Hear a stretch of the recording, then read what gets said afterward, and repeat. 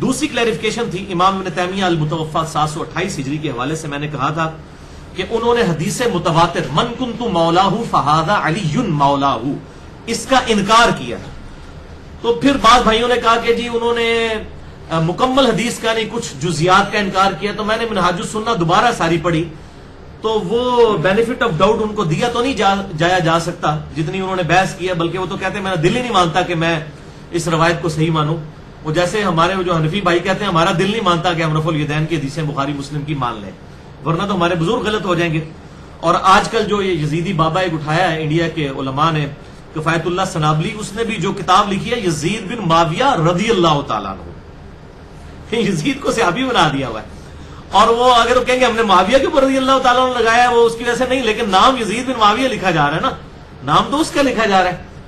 تو اس نے بھی امام ابن تیمیہ کی اوپر مور لگا دی ہے. اس نے اپنی کتاب کے اندر وہ منہاج السنہ کی ساری بحث لکھ کے کہا کہ میں بھی ابن تیمیہ کے ساتھ ہوں, یہ حدیث ہمیں ہضم نہیں ہوتی ہے. تو ہم اس پہ تحقیق کریں گے, لیکن فی الوقت یہ ہے کہ ہمیں یہ قابل قبول نہیں ہے. ظاہر ہے صحیح حدیث ماننا بڑا مشکل کام ہے. یہ بعض لوگوں کے لیے رفع الیدین کی حدیثیں ہضم کرنا مشکل ہو جاتی ہیں, بعض کے لیے کوئی اور مشکل ہو جاتی ہیں, تو اپنی اپنی پسند ہے. تو منہاج السنہ میں انہوں نے انکار کیا, بعض کہتے ہیں جی جزیات کا انکار کیا. بہرحال اوورآل میں اس میں اپنا کوئی فتویٰ نہیں لگاتا. میں شیخ ناصر الدین البانی رحمہ اللہ تعالی المتوفا 1999 عیسوی, جو محدث اعظم سعودی عرب تھے اور وہ اپنے دور کے امام بخاری تھے, انہوں نے یہی حدیث متواتر لی ہے من کنت مولاہ فہذا علی مولاہ, جس کا جگری یار میں, اس کا جگری یار علی ہونا چاہیے. اے اللہ اس سے محبت رکھ جو علی سے محبت رکھے, اے اللہ اس سے دشمنی رکھ جو علی سے دشمنی رکھے. یہ پوری حدیث انہوں نے لی ہے سلسلہ احادیث صحیحہ میں انٹرنیشنل نمبرنگ کے مطابق 1750 نمبر اور 2223 نمبر. اس کی ڈیٹیل میں وہ لکھتے ہیں کہ یہ حدیث متواتر ہے, من کنت مولاہ فہذا علی مولاہ. پھر وہ کہتے ہیں مجھے ابن تیمیہ کے انکار پر بڑا تعجب ہوا جب میں نے منہاج السنہ پڑھی کہ انہوں نے اس متواتر حدیث کا انکار کیوں کیا, حالانکہ یہ حدیث تو, یہ میں اب سارے الفاظ بتا رہا ہوں شیخ البانی کے, حالانکہ یہ حدیث تو خوارج اور نواسب یعنی جو مولا علی کے دشمن ہیں ان کے خلاف اہل سنت کے پاس بڑا ہتھیار ہے ان کو منوانے کے لیے سیدنا علی کی شان. جب میں نے غور کیا تو مجھے معلوم چلا کہ ابن تیمیہ میں جو احادیث پہ حکم لگانے کی جلد بازی کی عادت تھی, بغیر اس کے کہ وہ تمام طرق کو جمع کریں, اور شیعہ کے رد میں جو مبالغہ کیا کرتے تھے, ان کی اس عادت نے انہیں یہاں تک پہنچایا. اللہ تعالیٰ ان کو معاف کرے, اللہ تعالیٰ ان کو معاف کرے. حنفی حدیث متواتر کا انکار کر دیں تو وہ کافر, اپنے بزرگ کر دیں تو ساری غلطی کہہ کے اللہ ان کو معاف کرے. تو یہی ایٹیٹیوڈ سب کے لیے رکھیں. حالانکہ اہل سنت کے ہاں یہ پیٹ عقیدہ ہے کہ حدیث متواتر کا انکار کفر ہے. تو اب یہاں پر اجتہادی غلطی پہ آ گئے, میٹھا میٹھا ہپ ہپ کوڑا کوڑا تھو تھو. تو ہم نہیں کہتے کفر کا فتویٰ لگائیں, لیکن ہم کہتے ہیں کہ اپنے چارپائی کے نیچے بھی ڈنڈا پھیر کر دیکھا جائے کہ منکرین حدیث ہر جگہ موجود ہیں. مسئلہ ہوتا ہے کہ جو مرضی کی بات ہے وہ قبول کر لینی اور جو خلاف ہے وہ قبول نہ کرنی. تو اب آپ کو پتہ چلا, میں اکثر ان علماء کو کہتا بھی ہوتا ہوں کہ یہ کہتے ہیں جی اتنی واضح حدیثیں ہوتی ہیں, ہم حنفیوں کو دکھاتے ہیں حدیث ہی نہیں مانتے, اپنے بزرگوں کو نہیں چھوڑتے. او بھائی آپ اپنا ایک بزرگ ابن تیمیہ چھوڑنے کے لیے تیار نہیں ہے تو بریلوی دیوبندی اور شیعہ اپنے ہزاروں بزرگ کیسے چھوڑ دیں. اب آپ کو پتہ چلا بزرگ چھوڑنا کتنا مشکل ہے, آپ سے تو ایک نہیں چھوٹا جا رہا. یہ تو میں ابھی ایک چیز بتا رہا ہوں, میں ایک پورا لیکچر دے سکتا ہوں ابن تیمیہ کو صوفی ثابت کرنے کے لیے, اور ڈاکٹر طاہر القادری صاحب یہ کام کر چکے ہیں. ان کے جو فتاوی ابن تیمیہ اس کی 11ویں جلد کا نام ہی تصوف ہے. تو وہ اچھے تصوف اور برے, جیسے وہ اچھے طالبان اور برے طالبان ہیں. تو وہ اب یہ پورا ایک علیحدہ سے ٹاپک ہے, اسی لیے دور حاضر میں سمجھتا ہوں بہت بڑی علمی شخصیت, اور حدیث کے علم میں وہ اپنی مثال نہیں رکھتے تھے. شیخ زبیر علی زئی رحمہ اللہ تعالی المتوفا 1435 ہجری, ان کے ساتھ میری پوری فون کال ریکارڈ ہے میری اور سرفراز بھائی کی 40 منٹ کی, جس میں ہم نے امام ابن تیمیہ کے یہی جو عقائد کتاب و سنت کے خلاف ہیں ان کو ڈسکس کیا. تو انہوں نے کہا جی ہم ان کے ان عقائد کو صحیح نہیں سمجھتے, ہم کتاب و سنت کو حجت رکھتے ہیں. تو اللہ تعالیٰ یہی توفیق باقی لوگوں کو بھی دے. اور خود شیخ زبیر الزئی رحمہ اللہ نے من کنت مولاہ فہذا علی مولاہ اس حدیث کو حدیث متواتر ڈکلیئر کیا ہے. مشکات المصابیح کی تحقیم کے دوران انٹرنیشنل نمبر کے مطابق 6091 نمبر حدیث کے فٹ نوٹ پر. تو شیخ البانی بھی اور شیخ زبیر الزئی بھی رحمہم اللہ یہ دونوں اس پر متفق ہیں، اور ابن تیمیہ سے پہلے بھی تمام، ابن تیمیہ کے بعد بھی تمام اس حدیث کے تواتر کے اوپر اہل سنت کے ہاں الحمدللہ اتفاق پایا جاتا ہے. بہرحال یہاں پر میں ایک حدیث ضرور بیان کروں گا کہ ہمارے محبوب امام کائنات سید الاولین والآخرین شفیع المذنبین رحمت للعالمین سیدنا و مولانا امام اعظم محمد رسول اللہ صلی اللہ علیہ وآلہ وسلم نے اپنی وفات سے تقریباً 2.5 سے 3 مہینے پہلے ایک خطبہ دیا جو اہل سنت اور اہل تشیع کے ہاں کامن پایا جاتا ہے. اس حدیث کو غدیر خم کی حدیث کہتے ہیں. اہل سنت کے ہاں 4 حدیث ہیں اوپر تلے صحیح مسلم میں. انٹرنیشنل نمبر کے مطابق فضائل علی والے چیپٹر میں صحیح مسلم میں 6225 6226 6227 اور 6228 4 طرق امام مسلم رحمہ اللہ تعالی فضائل علی والے چیپٹر میں لے کر آئے. غدیر خم کی حدیث کہ آپ صلی اللہ علیہ وسلم نے حجۃ الوداع سے واپسی پر 18 ذوالحجہ کو خم نامی گاؤں میں پانی کے لیے پڑاؤ کیا، اور آپ صلی اللہ علیہ وسلم نے کنکلوڈنگ گفتگو وہاں پر کی. آپ صلی اللہ علیہ وسلم کے لیے اونٹ کے پالان کا ممبر تیار کیا گیا. آپ صلی اللہ علیہ وسلم نے صحابہ اکرام کو مخاطب کیا اور کہا کہ اے لوگوں آگاہ ہو جاؤ، میں بھی ایک انسان ہوں، قریب ہے کہ اللہ کا قاصد یعنی موت کا فرشتہ میرے پاس آئے اور میں اس کی دعوت قبول کر لوں. ہر شخص نے دنیا سے جانا ہے، میں نے بھی جانا ہے. میں اپنے بعد تم میں 2 بھاری چیزیں چھوڑ کر جا رہا ہوں. ان میں سے پہلی چیز اللہ کی کتاب ہے، اس میں ہدایت ہے، اس میں نور ہے. تم اللہ کی کتاب کو پکڑو، اپنا تعلق اس کتاب کے ساتھ مضبوط کرو. اللہ کی کتاب اللہ کی رسی ہے، جو اسے پکڑے گا ہدایت پر ہوگا، جو اسے چھوڑ دے گا گمراہ ہو جائے گا. وَاعْتَصِمُوا بِحَبْلِ اللَّهِ جَمِيعًا وَلَا تَفَرَّقُوا، یہ ہے اللہ کی رسی. اور پھر زید بن ارقم کہتے رہے آپ صلی اللہ علیہ وسلم ہمیں ترغیب دلاتے رہے اللہ کی کتاب اللہ کی کتاب اللہ کی کتاب. اس کے بعد آپ صلی اللہ علیہ وسلم نے ارشاد فرمایا دوسری چیز بھاری چیز میرے اہل بیت ہیں. میں اپنے اہل بیت کے معاملے میں تمہیں اللہ کا خوف دلاتا ہوں. میں اپنے اہل بیت کے معاملے میں تمہیں اللہ کا خوف دلاتا ہوں. میں اپنے اہل بیت کے معاملے میں تمہیں اللہ کا خوف دلاتا ہوں. لیکن امت نہیں ڈری. اور یہ حدیث ہے صحیح مسلم میں، جو اہل سنت کے بڑے بڑے علماء کو بھی نہیں پتا کہ صحیح مسلم میں یہ 4 حدیثیں ہیں. کیوں؟ ان کو وہ حدیث بتائی جاتی ہے جو ہماری مین اسٹریم کی کتابوں میں بھی نہیں ہے، باہر ہے المستدرک للحاکم میں. اس سے بہت کمزور درجے کی روایت ہے، حسن درجے کی ہے، اس سے بہت کمزور ہے وہ. یہ تو مسلم کی حدیث ہے. انٹرنیشنل نمبر کے مطابق المستدرک للحاکم میں کتاب العلم چیپٹر میں 318 نمبر حدیث کہ میں اپنے بعد 2 ایسی چیزیں چھوڑ کر جا رہا ہوں جن کو مضبوطی سے پکڑ لو گے کبھی گمراہ نہیں ہوگے. ایک اللہ کی کتاب اور دوسرے اس کے رسول صلی اللہ علیہ وسلم کی سنت. یہ حجۃ الوداع پر آپ نے فرمایا تھا، لیکن یہ اس کے بھی بعد کا خطبہ ہے، اس کو بھی سپرسیڈ کرنے والا جو صحیح مسلم میں ہے کہ کتاب اللہ کو پکڑنا اور اہل بیت کے معاملے میں اللہ سے ڈراتا ہوں، ان کے ساتھ حسن سلوک کرنا.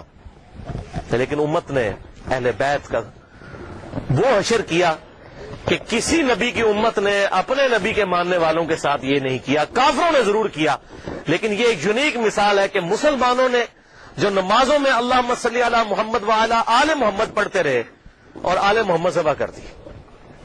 تو درود شریف کس منہ سے پڑھتے ہیں؟ والعیاذ باللہ تعالی. تو آپ صلی اللہ علیہ وسلم نے فرمایا کہ میں اپنے اہل بیت کے معاملے میں تمہیں اللہ سے ڈراتا ہوں.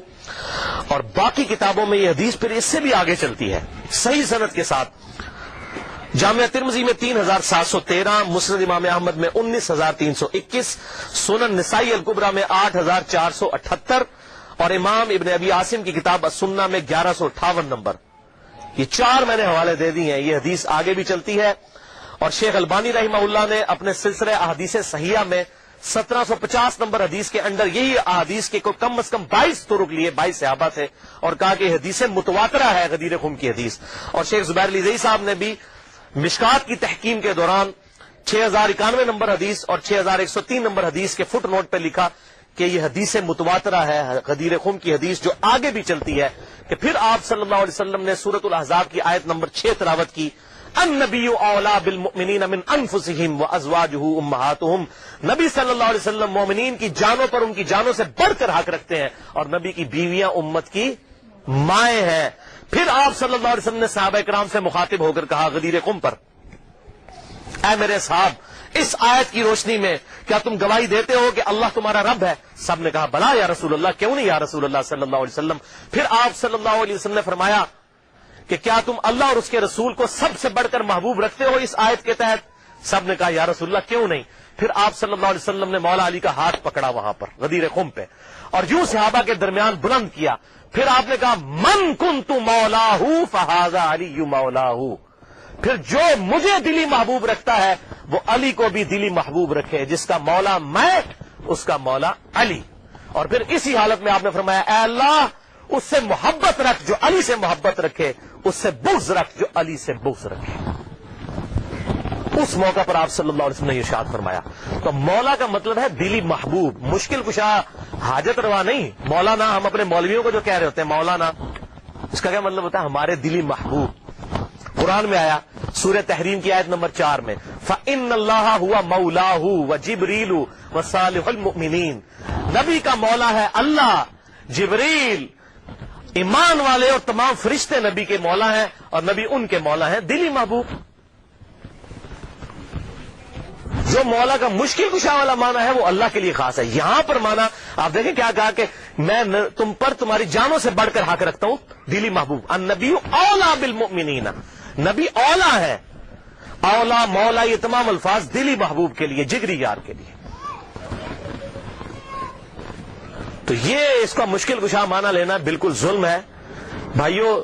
قرآن پاک میں واضح طور پر آیا ایاک نعبد و ایاک نستعین، اے اللہ ہم صرف تیری ہی عبادت کرتے ہیں، غائب میں مدد کے لیے صرف تجھی کو پکارتے ہیں۔ یہ تو جھگڑا ہی نہیں ہے کہ سیدنا علی رضی اللہ تعالیٰ عنہ کو اختیار ہے یا نہیں، مولا علی کو اختیار ہو، شیخ عبد القادر جیلانی کو اگر اختیار ہو تب بھی ان کو غائب میں دعا کے لیے نہیں پکار سکتے۔ مولا علی اپنی نمازوں میں اللہ کو پکارتے تھے۔ مولا علی کا ماننے والا وہی ہوگا جو مولا علی کی سنت پر عمل کرتے ہوئے اللہ کو پکارے گا، یا حی یا قیوم برحمتک استغیث، حسبنا اللہ ونعم الوکیل، لا الہ الا انت سبحانک انی کنت من الظالمین۔ بارش کون برساتا ہے؟ اللہ۔ ڈیوٹی کس کی ہے؟ فرشتوں کی۔ تو بارش فرشتوں سے مانگیں گے یا اللہ سے؟ اللہ سے۔ تو سیدنا علی کو اگر اختیار ہو بھی تب بھی ان کو پکاریں گے نہیں۔ ہاں ظاہری اسباب وہ معاملہ بالکل ڈفرنٹ ہے۔ میں آپ کو کہتا ہوں مجھے پانی پلا دے، بالکل ٹھیک ہے، لیکن آپ وہاں بغداد میں دفن ہیں، بغداد میں بھی قبر میں، اور کہتے ہیں میں آپ کو کہتا ہوں مجھے پانی پلا دیں، وہی بات وہی جملہ صرف کوآرڈینیٹس فریم آف ریفرنس بدلنے کی وجہ سے غائب میں پکارنا ہو جائے گا، اور غائب میں پکارنا عبادت ہے، اور عبادت جو ہے وہ اللہ کے ساتھ خاص ہے۔ اسی لیے قرآن میں کہا گیا ایاک نعبد، اے اللہ عبادت بھی تیری کرتے ہیں، و ایاک نستعین، اور غائب میں مدد یعنی دعا کے لیے اپروپریٹ ٹرانسلیشن ہے ایاک نستعین کی، دعا تجھ سے کرتے ہیں، دعا ہوگی اللہ سے۔ بہرحال اسی حدیث غدیر خم کی حدیث کی سپورٹ میں صحیح مسلم میں کہتا ہوں بڑی اسٹانشنگ حدیث ہے، جو مولا علی نے صفین کے مقام پر جب تحکیم کا ایشو اٹھنے والا تھا اس وقت اصحاب کو جمع کر کے کہا۔ صحیح مسلم انٹرنیشنل نمبرنگ کے مطابق 240 نمبر حدیث، اور امام مسلم اسے کتاب الایمان والے چیپٹر کے اندر لے کر آئے ہیں کہ سیدنا علی نے کہا کہ اس ذات کی قسم کہ جس نے دانے کو پھاڑ کر اس میں سے اناج اگایا اور تمام مخلوقات کو پیدا کیا، نبی امی صلی اللہ علیہ وسلم نے مجھ سے یہ عہد لیا تھا کہ علی سے محبت نہیں رکھے گا مگر مومن، اور علی سے بغض نہیں رکھے گا مگر منافق۔ محبت علی از دا لٹمس ٹیسٹ آف ایمان۔ آج کسی کو چیک کرنا ہے کہ مومن ہے یا منافق ہے، دیکھ لیں مولا علی کی محبت ہے تو مومن ہے، اور مولا علی کا بغض ہے تو پکا منافق ہے۔ یہ شیعہ سنی کا مسئلہ ہی نہیں ہے، یہ تو بات ہی بہت آگے چلی گئی ہے۔ صحیح مسلم کتاب الایمان 240 نمبر حدیث کہ علی سے محبت نہیں رکھے گا مگر مومن، علی سے بغض نہیں رکھے گا مگر منافق۔ اور یہ پرٹیکولرلی دو ہی لوگوں کے بارے میں یہ بات آئی ہے۔ بخاری اور مسلم میں دوسرے انصار کے بارے میں آیا کہ انصار سے صرف مومن ہی محبت رکھیں گے اور انصار سے صرف بغض منافق ہی رکھیں گے۔ اور آپ دیکھ لیں انصار کے ساتھ واقعہ ہرہ میں یزید نے جو کچھ کیا، قتل عام ان کا، اور یہاں پر مولا علی کے خلاف جو لوگ کھڑے ہوئے ان کے معاملات بھی بالکل سامنے ہیں۔ لہذا یہ جو غدیر خم کا خطبہ ہے آپ صلی اللہ علیہ وسلم نے خم نامی گاؤں میں کیوں دیا، اس کی ایک ٹیکنیکل ریزن ہے۔ حجۃ الوداع پہ بھی آپ یہ بات کر سکتے تھے، آپ نے خم نامی گاؤں میں اس لیے خطبہ دیا کہ اس موقع کے اوپر سب لوگ جا چکے تھے سوائے اہل شام کے اور اہل مدینہ کے، اور یہی بدبخت شامی تھے جو بعد میں مولا علی کے خلاف صفین میں کھڑے ہوئے. حضور ان کو ڈرا رہے تھے. اور دیکھیں اس کے بعد کیا ہو سکتا ہے، من کنت مولاہ فہذا علی مولاہ، بات ہی کچھ نہیں رہ جاتی. اور اہل مدینہ میں بھی ایسے لوگ شامل، پھر اہل مدینہ کے اوپر ظلم بھی ہوئے. آپ صلی اللہ علیہ وسلم نے پہلے ان کو خبردار کر دیا. یہ تھی اس کی حکمت، اور آنے والے وقت کے بارے میں اشارہ تھا کہ یہ معاملات ان کے ساتھ ہوں گے. بہرحال اس معاملے میں جن لوگوں نے بھی سیدنا علی کے ساتھ زیادتی کی، چاہے وہ حضرت امیر معاویہ رضی اللہ تعالیٰ عنہ ہوں، یا حضرت مغیرہ ابن شعبہ رضی اللہ عنہ ہوں، یا حضرت عمر ابن عاص رضی اللہ عنہ ہوں، ہم کسی پر لعنت کرنے کے قائل نہیں ہیں، لیکن ان کی غلطیوں کا جھوٹا دفاع بھی نہیں کرتے، اور نہ ہم رافضیوں کی طرح ان پر لعنت کرتے ہیں. ان کا معاملہ ہم اللہ کے سپرد کرتے ہیں. غلطی جو ہے 100 بسم اللہ بیان ہوگی. حضرت آدم سے زیادہ کسی کا مرتبہ نہیں، 7 دفعہ ان کی غلطی بھی قرآن میں بیان ہوئی ہے. غلطی بیان کرنے کا مقصد یہ نہیں ہوتا آپ نے کسی کو ذلیل کر دیا، ورنہ یہ محدثین نے ذلیل کیا معاذ اللہ. اگر یہ چیز ہوتی اور بخاری اور مسلم یہ حدیث کیوں آتی؟ تو اس میں میرا پورا ایک علیحدہ سے ریسرچ پیپر یہ میں نے جو بتایا، اور لیکچرز بھی موجود ہے کہ کس طرح حضرت علی کو جمعے کے خطبوں میں گالیاں نکالی جاتی تھیں. بخاری میں، مسلم میں، ابو داؤد میں، ترمذی میں، نسائی میں، ابن ماجہ میں کتنی احادیث موجود ہے. تو یہ ممبروں پر مولا علی پر لعنت کرنے کی بدعت بنو امیہ کے دور میں جاری ہوئی. لہذا شیعان علی وہ ہوں گے جو علی کی سنت پر عمل کریں گے. مولا علی کو خوارج نے کافر کہا، لیکن مولا علی نے ان کے جنازے خود پڑھائے اور کہا کہ یہ میرے بھائی تھے، بگوڑے ہو گئے، میں ان کو مسلمان سمجھتا ہوں، اور ان کے لیے دعا کی اللہم اغفر لحینا و میتنا. جبکہ دوسری طرف بنو امیہ کے ماننے والے وہ لوگ ہیں جو حضرت علی پر ممبروں پر لعنت کرتے تھے، اور آج ان کی باقیات اس فارم میں موجود ہے کہ وہ باقی صاحب کے اوپر لعنت کرتے ہیں. مولا علی کا ماننے والا وہ ہوگا جو بنو امیہ کی بدعت پر نہ چلے، مولا علی کی سنت پر چلے. یہ فرق سمجھ لیجئے. تو شیعان علی سے مراد علی کے گروپ کے لوگ. خالی ٹائٹل لگا لینے سے نہیں. آج سنی کون کون نہیں اپنے آپ کہتا، بریلوی کہتے ہیں ہم سنی ہیں، دیوبندی کہتے ہیں ہم سنی ہیں، اہل حدیث کہتے ہیں ہم سنی ہیں، لیکن ایک دوسرے سے پوچھیں وہ کہتے ہیں نہیں اسی سنی ہے، دوسرا سنی نہیں ہے. تو ٹائٹل آپ لگاتے رہے بے شک. شراب کی بوتل کے بعد روح افزا لکھ لینے سے روح افزا بن جائے گی یا جامع شیری بن جائے گی؟ نہیں. اصل تو بات ہے کہ واقعی علی کا شیعہ کون ہے. شیعہ علی کا وہی ہوگا، علی کے گروہ کا آدمی وہی ہوگا جو مولا علی کی سنت پر عمل کرنے والا ہوگا. اور مولا علی نے ہمیں یہی درس دیا ہے کہ کسی بھی شخص کے اوپر لعنت نہ کی جائے. یہ لعنت کرنا تو بنو امیہ کی بدعت ہے. جو ان کے طریقے پر چلنا چاہتے ہیں، ان کی پارٹی میں قیامت والے دن اٹھنا چاہتے ہیں تو بے شک اٹھے. ہم تو مولا علی کے ساتھ ہیں، دنیا میں بھی انشاءاللہ اور آخرت میں بھی انشاءاللہ مولا علی کے ساتھ اٹھائے جائیں گے انشاءاللہ تعالی، اور اہل بیت کے ساتھ. پہلے مجھے آپ یہ بتائیں کہ یہ جو ابن تیمیہ کی عبارات ہیں یہ واقعی موجود ہیں، اسی طرح ہیں؟ ہاں موجود ہیں اور بالکل غلط ہیں. غلط ہیں؟ ہاں بالکل غلط ہیں. صحیح. اس کو ہم کہتے ہیں دندے کی چوٹ کہتے ہیں. دوسری کتابیں جو ہے نا اس میں بھی غلط باتیں ہیں. ٹھیک ٹھیک. عبداللہ بن عمر کے بارے میں تو جو بات غلط ہے وہ غلط ہے. اگر ہم اس کو ایک عالم سمجھتے ہیں، سنت کے ایک عالم تھے، ٹھیک ٹھیک. لیکن ان کی جو غلطیاں تھیں غلطیوں سے ہم بری ہیں، ٹھیک. معصوم نہیں تھی. ٹھیک ٹھیک. ہاں جی. عبداللہ بن عمر کے بارے میں کیا انہوں نے کہا؟ عبداللہ بن عمر کے بارے میں کوئی بات انہوں نے وہ بدعت والی کو کہی ہے نا. ٹھیک ٹھیک. پتہ نہیں کوئی آدمی جو ہے یعنی وہ ایسا کرتے تھے نا کہ کیا رسول جی جی جی جی وہ پیشاب کرتے تھے، نماز پڑھتے تھے. تو وہ بھی نماز پڑھتے تھے. تو یہ تو اتحاد ہے، یہ تو بالکل بھی نہیں ہے. ٹھیک ٹھیک. شیخ صاحب میں ابھی آپ کے سامنے کہتا ہوں یہ بات کہ ابن تیمیہ کی باتیں غلط ہیں. میں تو بریلویوں پہ بھی فتویٰ نہیں لگاتا، تو ابن تیمیہ پہ میں نے کہاں سے فتویٰ لگانا ہے؟ یہ آدمی حدیث کا مسلک جو ہے نا جی کتاب اور سنت، جی جی. اس کے بعد اجماع کا نمبر ہے. ٹھیک ٹھیک. اس کے بعد جو ہے نا یاد آئے گا. اب کتاب اور سنت کے خلاف جی یا جی. اجماع کے خلاف کوئی بات ہے نا کہ جی جی. جی اور میرا خیال ہے کہ ابن تیمیہ پر یہ کوئی اجماع نہیں ہوا جی جی. کہ وہ ان کی ہر بات صحیح ہے. صحیح. یعنی ان کی ہر بات جو ہے نا ابن تیمیہ کو چھوڑ کے حافظ بھی دوسرے جو بڑے بڑے علماء ہیں نا جی جی. جی جی. تو سارے علماء جو ہے ان کی ہر بات صحیح تھی. ان کا کوئی بھی لیکچر دیکھ لیں، یہ حدیث کے اوپر ہی بات کرتے ہیں، بخاری مسلم اور صحیح حدیث صحیح حدیث صحیح حدیث صحیح حدیث. یہ ان کا زور صحیح حدیث پہ ہوتا ہے. تو یہی ہمارا بھی ہے کہ صحیح حدیث ہی ہونی چاہیے. تو کبھی بھی انہوں نے یہ نہیں کہا کہ حدیث ہمارے لیے حجت نہیں ہے. ہم 4 چیزوں کو حجت مانتے ہیں: قرآن، سنت، اجماع اور اجتہاد. جو انہوں نے لائبریری بنائی ہوئی ہے میرے خیال میں ادھر ایک وائٹ بورڈ لگا ہوا ہے، اس پہ وہ 4 اصول لکھے بھی ہوئے ہیں میرے خیال میں. ہاں لکھے ہوئے.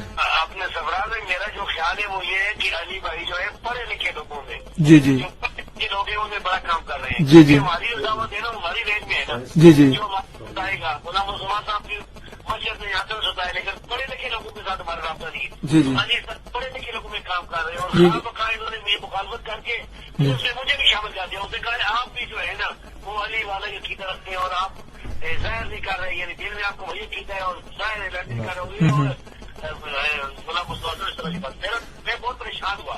میں خود میں شاید جیسے آپ پریشان ہیں کہ آپ کے وہ اسٹوڈنٹ ہیں، ویسے میں پریشان ہوں، میں ان کا اسٹوڈنٹ ہوں.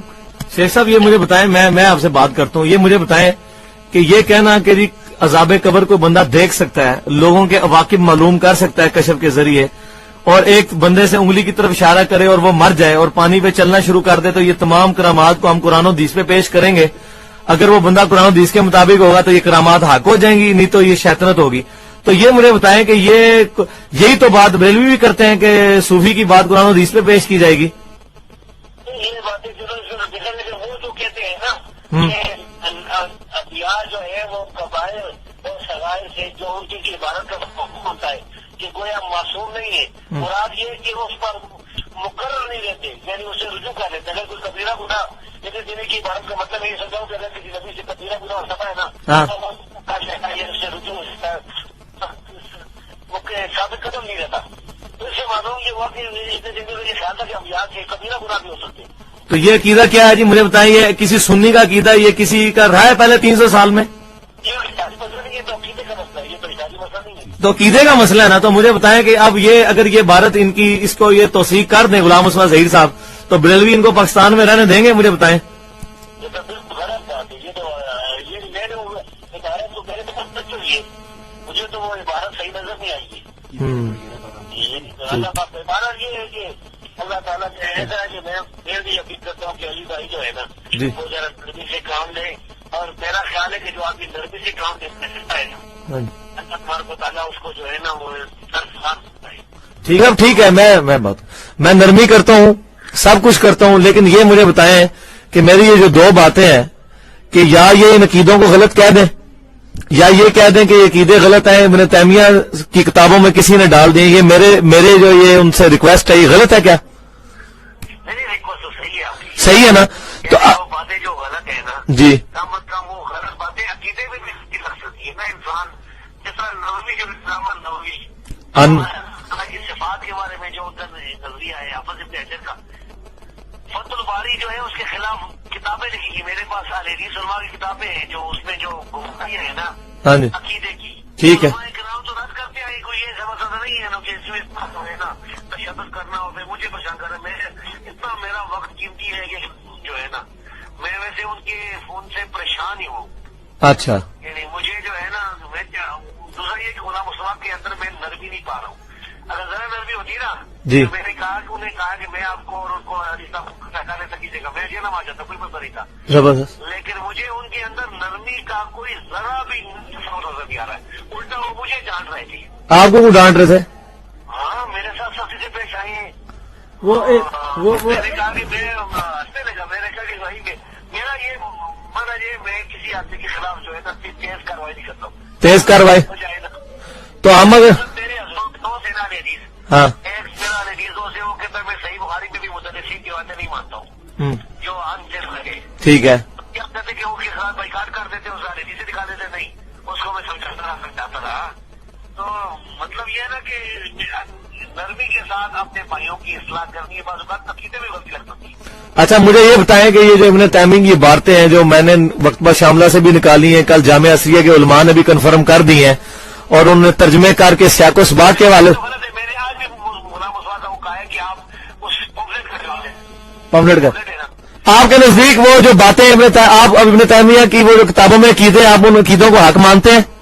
نہیں استغفر اللہ نہیں ہوں بالکل بالکل. جو غلط بات ہے نا جو صحیح بات ہے اس کو میں حق مانتا ہوں. جو غلط بات ہے چاہے ابن تیمیہ کی یا صاحب کی یا نووی کی اس سے میں بری ہوں. لیکن یہ مسئلہ کہ کسی کو کہنا کہ یہ بدعت یہ اہل بدعت میں سے یہ نہیں کرنا چاہیے. یہ نیکیاں زیادہ ہیں غلطیاں ہو گئی. اب किताब में तो किसी ने, लेकिन इसका इम्कान कम है, सिवाय फतावा इब्न तैमिया में शक है, बाकी किताबों के बारे में तो शक नहीं। दूसरी बात यह कि उसकी जो है वो बात साबित हो, साबित है तो गलत बात को जो है किस तरह दिफा करे। शेख साहब तारुल कादरी ने 40 दर्स दिए हैं, जिसमें से 15 दर्स इब्न तैमिया पे हैं कि वो सूफी हैं, और आप बरेलवी तो बगले में जा रहे हैं कि इब्न तैमिया सूफी थे। आपको भी शायद कोई फोन आया किसे तरह दिए? तारुल कादरी ने टीवी पे। हाँ, वो तो जाहिर करेंगे, तो वो बरेलवी तो हम रहे नहीं जो कि आज से 100 साल पहले थे कि हम ये समझे कि उन्हें मालूमात नहीं होगी। अब तो सारी हमारी किताबें कंगाल रहे हैं। हाँ शेख साहब, आपको भी किसी साले जो है ना कि रसाला पढ़ते हैं, हाँ। बताया मुकतबा इस्लामी वालों ने, हाँ तो दरबार की तरफ से बरेलवी आते हैं और पूरे मौलवी आते हैं लेके जाते हैं रसाला। तो वो तो सारी बातें आजकल जो है ना उनके फिल्म में। अच्छा, वो आपको एक बरेलवी ने को फोन करके मुबारकबाद भी दी थी कि इब्न तैमिया मारा है, हम उसकी किताबें भी खरीद रहे हैं। हाँ, मुझे कहा ना, मुझे वो पिटी थी वो बरेलवी जो है इमरान बरेलवी, वो बड़ा मुबल्लिग है उसका। अच्छा वो कहते हैं वो तो वो कहते हैं शेख साहब, ये आप मेरे पे बिद्दी का फतवा लगाते हैं फिर? नहीं, अच्छा। तो आपसे मोहब्बत करता हूँ, बिद्दी को तो वो बात की बात है, मेरे दिल में अभी तक आपकी मोहब्बत जो है ना उसमें कमी नहीं आई है। अल्हम्दुलिल्लाह, इंशाल्लाह नहीं आएगी। हाँ जी, जो कि आपसे जो टकराव वाले पिंडी वाले रिसर्च सेंटर वाले मेरे खास दोस्त थे, वो झूठे साबित हुए। इधर जो है गुलाम मुस्तफा साहब अभी तक एक चीज साबित नहीं कर सके। इंशाल्लाह क़यामत तक नहीं करेंगे। बातों पर रद्द करना ये तो मसला इज्तिहादी है, ये आपका इज्तिहाद है। उसका दूसरा ये है कि आलम के लिए जरूरी नहीं है कि अरबी जुबान का बहुत बड़ा आलिम हो। अच्छा। जायज करार देना जो है ना, किसी सही। को अरबी की बातें नहीं आती थी, ये बात गलत है। ये वही बात है जो हमारे हदीस को जो बंदी बरेली के नहीं जाएंगे।